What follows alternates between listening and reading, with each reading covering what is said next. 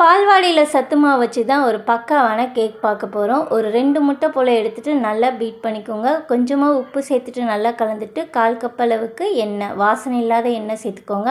1/2 cup அளவுக்கு நாட்டு சர்க்கரை சேர்த்துட்டு நல்லா அடிச்சுக்கோங்க. இந்த மாதிரி நல்லா கலந்ததுக்கப்புறம் 1 கப் அளவுக்கு சத்து மாவு சேர்த்துட்டு இதை நல்லா கலந்துக்கணும்.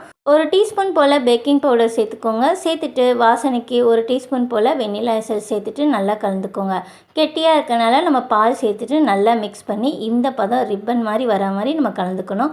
இதுக்கு மேலே கொஞ்சமாக நட்ஸ் தூவிட்டு தனியாக நல்லா தட்டிட்டு தனியாக எடுத்து வச்சுக்கோங்க. பேனை நல்லா ப்ரீஹீட் பண்ணிக்கோங்க ஒரு 15 மினிட்ஸ் போல். அதுக்கப்புறம் நம்ம ரெடி பண்ணி வச்சுருக்க பேட்டரை வச்சுட்டு 40 மினிட்ஸில் பேக் பண்ணிங்கன்னா பக்காவாக சூப்பராக இருக்கும். ட்ரை பண்ணி பாருங்கள், செம்ம டேஸ்ட்டாகவும் இருக்கும்.